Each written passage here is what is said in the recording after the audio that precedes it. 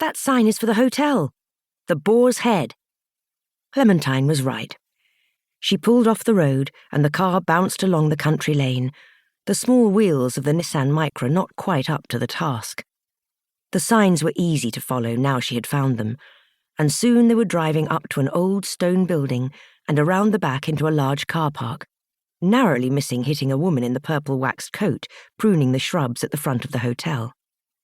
The wind whipping around Margery's head was very distracting as they clambered out of the car, and she felt glad she had remembered to pack her good raincoat. The sky above did not look promising at all. It was much too dark for a summer's afternoon.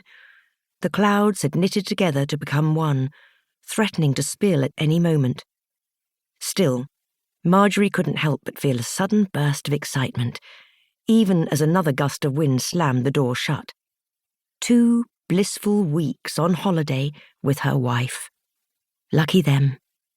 They wouldn't let a bit of rain dampen their spirits, or the hen party and wedding food they'd been roped into organising for their deputy head, Rose Smith.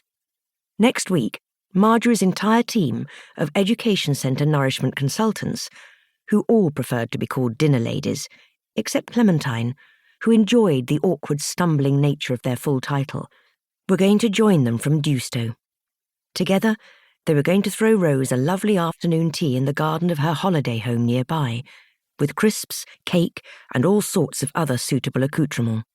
Then, 2 days later, she was going to marry Mr. Barrow, Somerview Secondary School's headmaster and their boss, in the nearby church, before returning to her garden for a seated wedding breakfast in the marquee. If the weather ever calmed down, that was. Margery had never seen Rose's house or grounds, but their fellow dinner lady, Gloria, who had, assured her that both were big enough for all invited. "We're quite high up here, aren't we?" Clementine shouted over the wind as they stared over the fields that started at the back of the car park. They ran on and on as far as the eye could see. Right at the end, if she squinted, Margery thought she might be able to imagine that the line of dark blue on the horizon was the sea.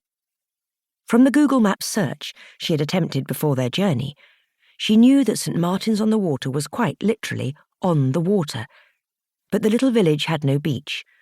Instead, it was set over a few miles of sharp cliffs, looking over at the little seaside town of Merrowpool. Margery took a deep breath in, enjoying the clean, fresh air as it billowed around her. Neither woman had ever been here before, but they had heard nothing but good things about St. Martin's-on-the-Water from Rose, who had returned every summer since she had been a child. Margery couldn't wait to explore the tiny village, and possibly even drive over to Merrowpool Beach tomorrow, though the weather forecast was still not looking fantastic. She took one more deep breath, and then turned and walked to the car to help Clementine take their things inside. A relaxing afternoon was most certainly in order after all that driving. "Well," Clementine said, with more than a hint of trepidation in her voice as she stepped up to the counter and rang the bell, "I'm sure it'll be fine for a few nights. We'll go out during the day anyway." Margery put down her bag and surveyed the reception. It had seemed okay online. The price was absurdly cheap, even for a budget hotel, especially as it included breakfast. She realized now that the photographs on the website must have been very old indeed. The wooden panels lining the hall were a bit cracked, and the curtains were musty, and the layer of dust on all the furniture in the dark, cramped reception was particularly jarring. Margery wished briefly that they could just put their things back in the car and head home, but she knew Rose would be livid if they did. Hopefully, they could get a few good rest days in before Rose demanded their presence for the organisation of her hen do. Margery wished that she had decided to do what most second-time brides do and have a small and meaningful affair, but it was not to be. Every time Rose talked about it, the event seemed to grow larger and larger. It had really begun to stress Margery out when they had still been at work, and she had all her kitchen manager duties to perform as well as Rose's long list of demands for buffets and ice sculptures.